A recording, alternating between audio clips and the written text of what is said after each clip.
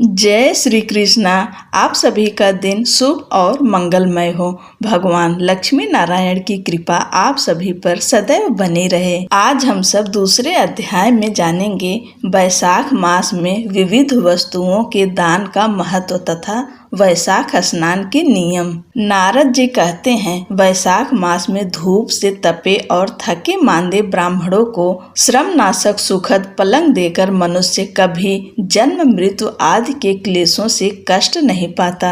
जो वैशाख मास में पहनने के लिए कपड़े और बिछावन देता है, वह उसी जन्म में सब भोगों से संपन्न हो जाता है और समस्त पापों से रहित हो ब्रह्मा निर्वाण अर्थात मोक्ष को प्राप्त होता है।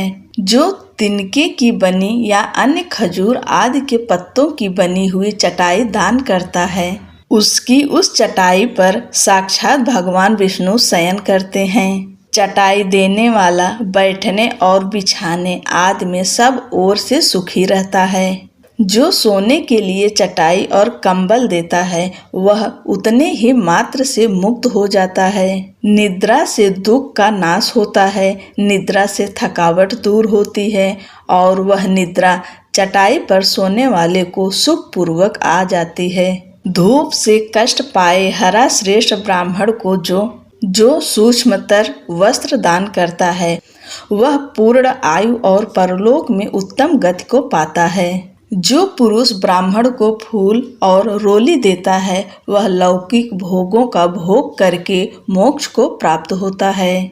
जो खस कुश और जल से वासित चंदन देता है, वह सब भोगों में देवताओं की सहायता पाता है तथा उसके पाप और दुख की हानि होकर परमानंद की प्राप्ति होती है। वैशाख के धर्म को जानने वाला जो पुरुष गुरोचन और कस्तूरी का दान करता है, वह तीनों तापों से मुक्त होकर परम शांति को प्राप्त होता है। जो विश्रामशाला बनवाकर प्याऊ सहित ब्राह्मण को दान करता है, वह लोकों का अधिपति होता है। जो सड़क के किनारे बगीचा, पोखरा, कुआं और मंडप बनवाता है, वह धर्मात्मा है। उसे पुत्रों की क्या आवश्यकता है।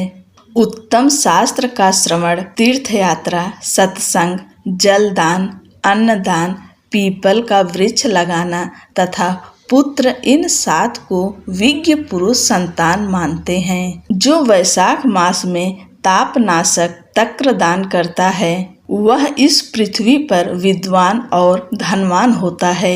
धूप के समय मट्ठे के समान कोई दान नहीं, इसलिए रास्ते के थके मांदे ब्राह्मण को मट्ठा देना चाहिए। जो वैशाख मास में धूप की शांति के लिए दही और खाण दान करता है तथा विष्णु प्रिय वैशाख मास में जो स्वच्छ चावल देता है, वह पूर्ण आयु और संपूर्ण यज्ञों का फल पाता है।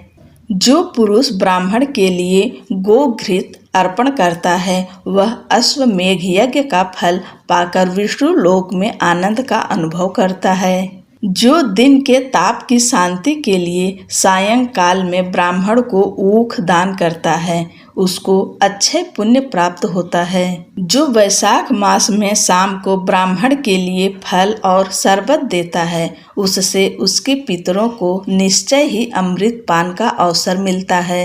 जो वैशाख के महीने में पके हुए आम के फल के साथ शरबत देता है, उसके सारे पाप निश्चय ही नष्ट हो जाते हैं। जो वैशाख की अमावस्या को पितरों के उद्देश्य से कस्तूरी, कपूर, बेला और खस की सुगंध से बासित शरबत से भरा हुआ घड़ा दान करता है, वह 96 घड़ा दान करने का पुण्य पाता है। वैशाख में तेल लगाना, दिन में सोना, कांसे के पात्र में भोजन करना, खाट पर सोना, घर में नहाना, निषिद्ध पदार्थ खाना, दोबारा भोजन करना तथा रात में खाना, ये 8 बातें त्याग देनी चाहिए। जो वैशाख में व्रत का पालन करने वाला पुरुष पद्य पत्ते में भोजन करता है, वह सब पापों से मुक्त हो विष्णु लोक में जाता है। जो विष्णु भक्त पुरुष वैशाख मास में नदी स्नान करता है, वह 3 जन्मों के पाप से निश्चय ही मुक्त हो जाता है। जो प्रातः काल सूर्योदय के समय किसी समुद्रगामिनी नदी में स्नान करता है वह 7 जन्मों के पाप से तत्काल छूट जाता है। जो मनुष्य 7 गंगाओं में से किसी में उषः काल में स्नान करता है वह करोड़ों जन्मों में उपार्जित किए हुए पाप से निसंदेह मुक्त हो जाता है। जाह्नवी गंगा, वृद्ध गंगा, गोदावरी, कालिंदी, यमुना, सरस्वती, कावेरी, नर्मदा और वेणी ये 7 गंगाएं कही गई हैं। वैशाख मास आने पर जो प्रातः काल बावलियों में स्नान करता है उसके महापापों का नाश हो जाता है। कंद, मूल, फल, शाक, नमक, गुड़, बेर, पत्र, जल और तक्र जो भी वैशाख में दिया जाए वह सब अक्षय होता है। ब्रह्मा आदि देवता भी बिना दिए हुए कोई वस्तु नहीं पाते। जो दान से हीन है वह निर्धन होता है।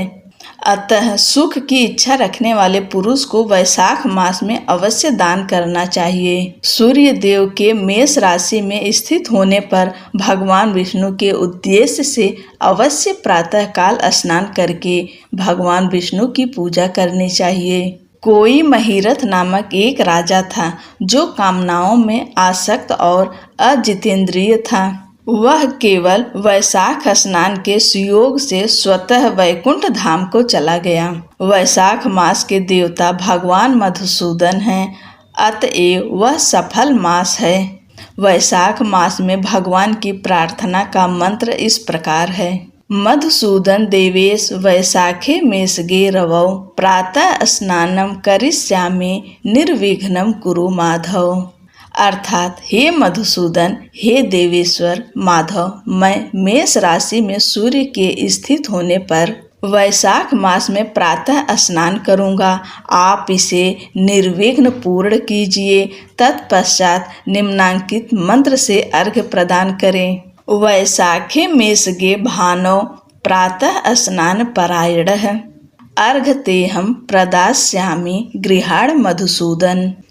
अर्थात सूर्य के मेष राशि पर स्थित रहते हुए वैशाख मास में प्रातः स्नान के नियम में संलग्न होकर मैं आपको अर्घ्य देता हूँ। मधुसूदन, इसे ग्रहण कीजिए। इस प्रकार अर्घ्य समर्पण करके स्नान करें। फिर वस्त्रों को पहनकर संध्या तर्पण आदि सब कर्मों को पूरा करके वैशाख मास में विकसित होने वाले पुष्पों से भगवान विष्णु की पूजा करें। उसके बाद वैशाख मास के महात्म्य को सूचित करने वाली भगवान विष्णु की कथा सुने।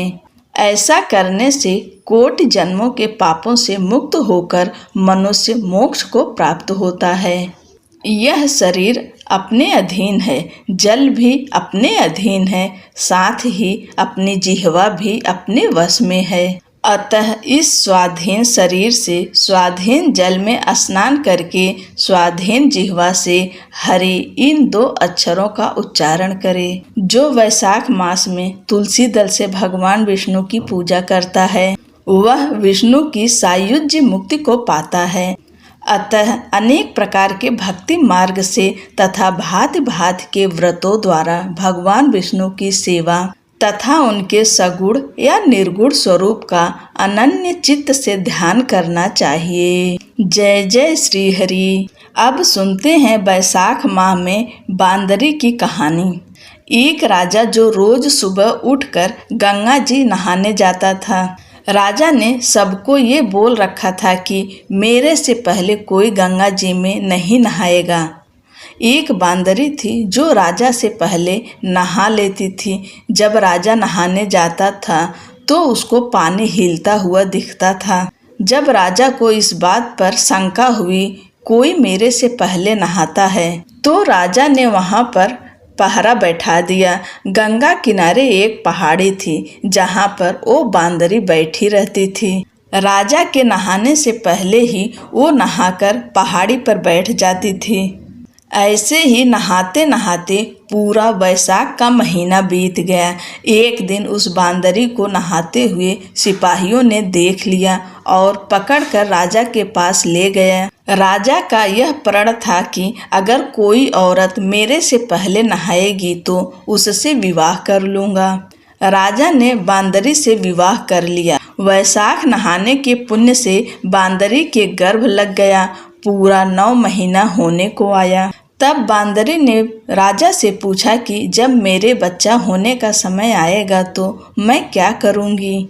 तब राजा ने महल में टाली बंधवा दी और बोला कि जब तुम्हारे दर्द उठे तो इस टाली को बजा देना, फिर मैं आकर बंदोबस्त कर दूंगा। राजा की और भी रानियां थीं जिनके पास बच्चे नहीं थे। बांदरी के बच्चा होने वाला है ये बात उनको जला रही थी। टाली बंधी हुई देखकर उन्होंने पूछा कि ये टाली क्यों बांध रखी है। तब बांदरी ने बोला कि जब मेरे बच्चा होने वाला होगा तब राजा को बुलाने के लिए ये टाली बांधी है। तब रानियां बोली कि एक बार टाली बजाकर तो देखो कि राजा आते हैं या नहीं। बांदरी ने टाली बजाई और राजा आ गए। जब राजा ने आकर पूछा कि टाली क्यों बजाई हो तो बांदरी बोली कि इन रानियों ने मुझसे कहा था कि एक बार टाली बजाकर देखो कि राजा जी आते हैं या नहीं। तब राजा ने बोला कि दोबारा ऐसे मत बजाना। थोड़ा दिन बाद जब बांदरी के बच्चा होने वाला था तो बांदरी ने खूब टाली बजाई पर राजा नहीं आए। जब बांदरी ने रानियों से पूछा कि अब क्या होगा, मैं बच्चे को जन्म कैसे दूंगी। तब रानियों ने बांदरी से कहा कि आँखों पर तो पट्टी बांध ले और नीचे मुंह कर ले। बांदरी के वैशाख स्नान से बहुत सुंदर लड़का हुआ। जब रानियों ने यह देखा कि बहुत सुंदर लड़का हुआ है तो रानियों ने दासी से कहा कि इस बच्चे को नदी में डुबाकर आ जाओ और बांदरी के पास पत्थर को रख दो और राजा से बोल दो कि बांदरी को पत्थर हुआ है। राजा ने इस बात को सुनकर अपने मन में संतोष कर लिया कि और रानियों की तरह इसको भी बच्चा कैसे हो सकता है। उधर उस दासी से बच्चा नदी में नहीं फेंका गया। वो उस बच्चे को वहाँ पर काम कर रहे कुम्हार के बर्तन में रख कर आ गई। जब कुम्हार कुम्हारी ने किसी बच्चे की रोने की आवाज़ सुनी तो उन्होंने वहाँ जाकर देखा तो बच्चा था। तब कुम्हार ने कुम्हारी से कहा कि भगवान ने हमारी सुन ली, हमारे बच्चा नहीं था और भगवान ने हमें बच्चा दे दिया। अगर तू इस बच्चे का पालन पोषण कर सके तो इसे हम अपने घर ले चलें। कुम्हारी राजी हो गई और उन दोनों ने उसको पाल पोस कर बड़ा कर दिया। लड़के को इस बात को पता चल चुका था कि वो बांदरी से जन्म लिया था और रानियों ने उसको मारने के लिए दासी को दे दिया था। एक दिन वो लड़का कुम्हार का बनाए हुए हाथी घोड़ों को ले जाकर कुएं पर बैठ गया जहाँ पर दासियाँ पानी भरने आईं। उनको देखकर वह लड़का बोला कि मेरे हाथी घोड़ों पानी पी लो। तब दासियाँ उसकी बात सुनकर हंसने लगी और बोली कि कभी माटी के हाथी घोड़े भी पानी पीते हैं क्या। तब वह लड़का बोला कि कभी बांदरी के भी पत्थर होते हैं क्या। यह बात दासियों ने रानियों से जाकर कह दी। यह बात सुनकर रानियों ने जहर का लड्डू बनाकर कुम्हार के लड़के के लिए भेज दिया। भगवान की कृपा से जहर के लड्डू बूंद का लड्डू बन गया। दूसरे दिन रानियों ने देखा कि वह लड़का मरा नहीं। तब रानियों ने राजा से जिद करके कुम्हार को उस बस्ती से निकलवा दिया। कुम्हार जंगल में रहने लग गया। गणगौर का महीना आ गया। कुम्हार का लड़का 101 करवा 101 गोली ले घड़ों में पानी भरकर बगीचे में जाकर बैठ गया जहाँ पर राजा को साहूकारों की लड़कियाँ गणगौर पूजने के लिए मिट्टी ले जाने के लिए आईं। वहाँ पर पहले तो उन्होंने खूब खेला कूदा। जब उनको प्यास लगी तो वो उस लड़के के पास पानी पीने के लिए आईं। तब वो लड़का बोला कि मेरे पास गोली है, उसको तुम खाती जाओ और मेरे चारों तरफ फिरती जाओ, तब तुमको पानी पिलाऊंगा। इस बात से उनमें से कई लड़कियां पहले तो राजी नहीं हुई पर प्यास मिटाने के लिए मान गईं। फिर वो लड़का अपने सामने आग जलाकर बैठ गया और उनको गोली खिलाता गया, अपने चारों तरफ चक्कर लगवाता गया। ऐसा करने से सब लड़कियों के गर्भ लग गया।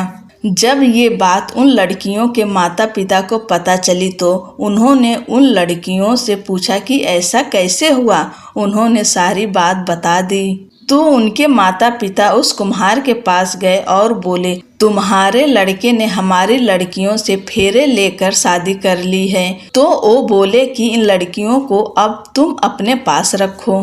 तो कुम्हार बोला कि इतनी सारी लड़कियों का मैं कैसे पालन पोषण करूँगा।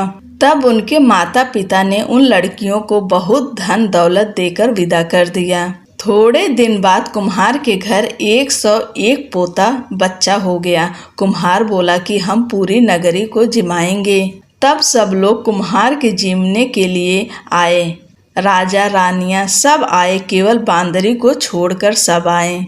जब लड़के ने यह देखा कि बांदरी नहीं आई है तो उसने राजा के पास जाकर बांदरी को लाने के लिए न्योता भिजवाया।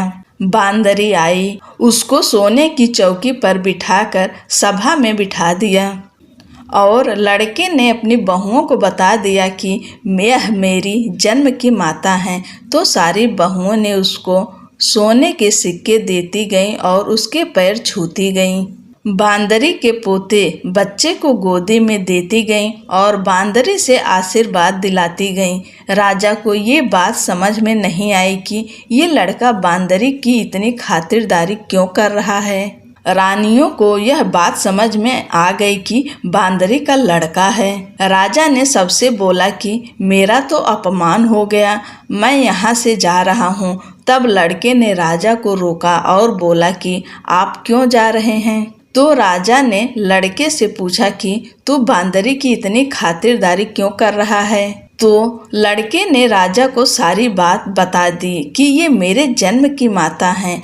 जो दासी उस लड़के को नदी में बहाने के लिए गई थी वहाँ पर ही बैठी थी। वो दासी भी राजा को सारी बात बता दी। तो राजा ने सब रानियों को जेल में डलवा दिया और बांदरी सारी बहुओं पोतों पोतियों और अपने लड़के को पूरे गाजे बाजे के साथ अपने महल ले गया और लड़का राज करने लगा। राजा ने कुम्हार से कहा कि आप दोनों भी मेरे साथ चलो, लेकिन कुम्हार राजी नहीं हुआ। फिर राजा ने कुम्हार को बहुत सारा धन दौलत दे दिया।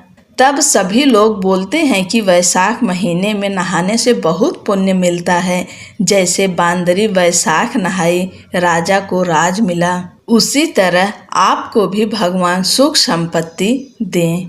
पूरी कथा श्रवण करने के लिए आप सभी का बहुत बहुत धन्यवाद। जय श्री कृष्ण। राधे राधे।